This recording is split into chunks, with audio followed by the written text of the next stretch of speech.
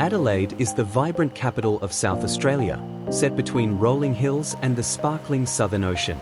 It perfectly blends relaxed coastal living with a rich cultural scene and world-class food and wine. Combined with its relaxed pace of life, Adelaide is a truly inviting destination.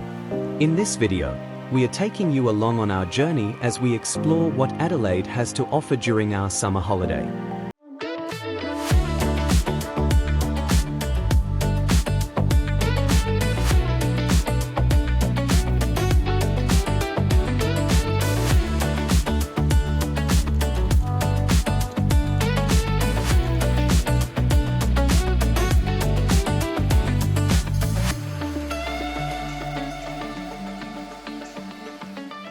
On our first day, we visited the famous destination in Adelaide, Victor Harbour.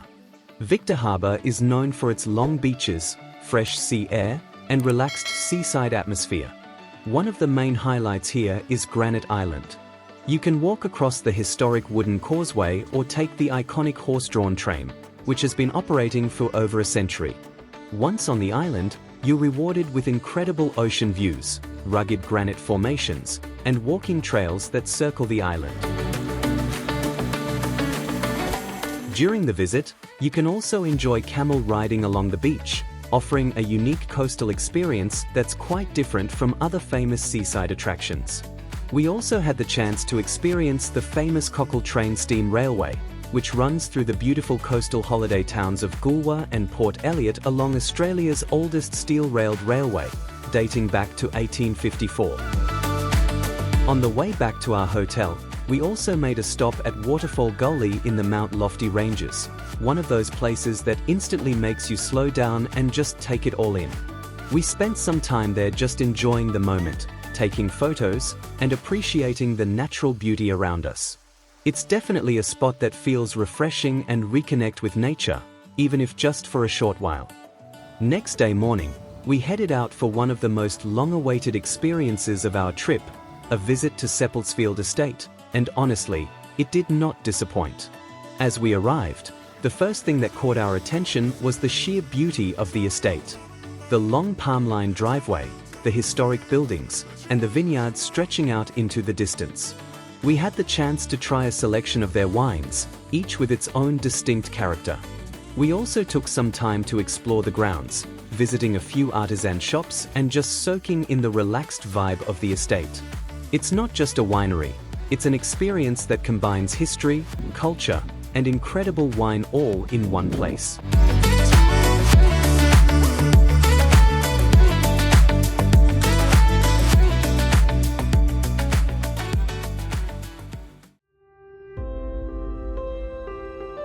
Next day morning, we were so excited to explore a beautiful little town in South Australia just only half an hour drive from our caravan park, Handorf.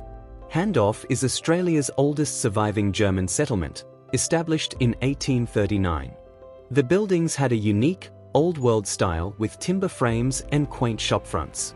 We spent time strolling along the street, exploring small boutique shops, local art galleries, and souvenir stores. The surrounding area was beautiful, making it a perfect spot for taking photos and simply enjoying in the peaceful environment.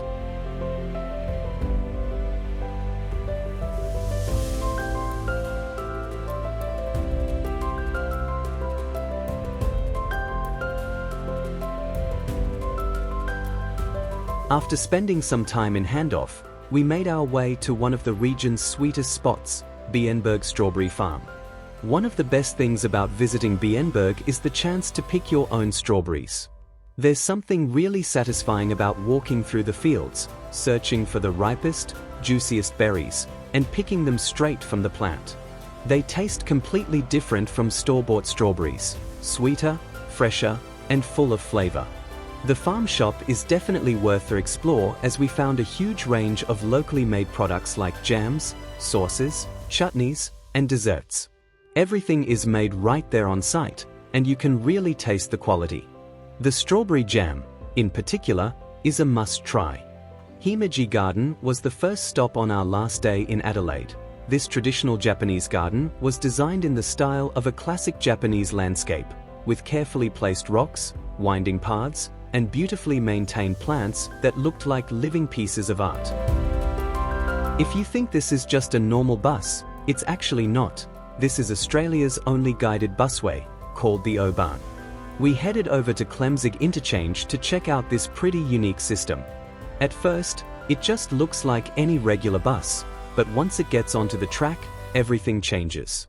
Instead of driving on normal roads, it runs along a specially built concrete guideway, with small side wheels that keep it perfectly on track. No trip feels complete without a visit to the beach, so our next stop of the day was Glenelg Beach. We figured it'd be best to get there before the day got too hot. Honestly, we were expecting it to be really busy, like some of the more famous beaches around Australia, but it was surprisingly calm. There weren't that many people around, which made the whole place feel a lot more relaxing. The beach itself is beautiful, with soft sand, clear water, and a really laid-back vibe. It's the kind of place where you can just slow down, take a walk along the shore, or sit and enjoy the view without feeling crowded. What we really liked about Glenelg was how peaceful it felt. Even though it's one of the most popular beaches in Adelaide, it didn't feel overwhelming at all. We were getting so hungry when we were at the beach, so we decided to head over to Chinatown. It's a place we never miss in any major city. Adelaide's Chinatown might be smaller compared to some other cities, but it definitely doesn't disappoint when it comes to food. You can find everything from dumplings and noodles to bubble tea and desserts, all in one place. We spent some time just walking around, checking out menus, and finally picked a spot to eat. Next, we made our way to St. Francis Xavier's Cathedral, one of the most iconic landmarks in Adelaide. The cathedral has this beautiful, classic design with tall towers and detailed stonework that instantly catches your attention. The stained glass windows are definitely a highlight, with the light coming through creating a really beautiful and almost calming effect inside the space. We realized we didn't have much time left, so we decided to quickly walk past Adelaide Oval and the Torrens River. As we walked along, you could see just how iconic Adelaide Oval is. It's not just a stadium, it's a huge part of the city's culture, especially for cricket and footy fans. Right next to it is the Torrens River, which adds to the whole scenery.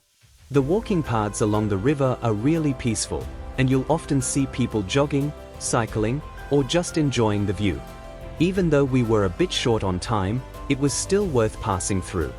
Our Adelaide trip was slowly coming to an end, and we had just one more place left to visit on our way back home the next day. So this was the moment to say goodbye to the city, at least for now, until we come back again sometime in the future.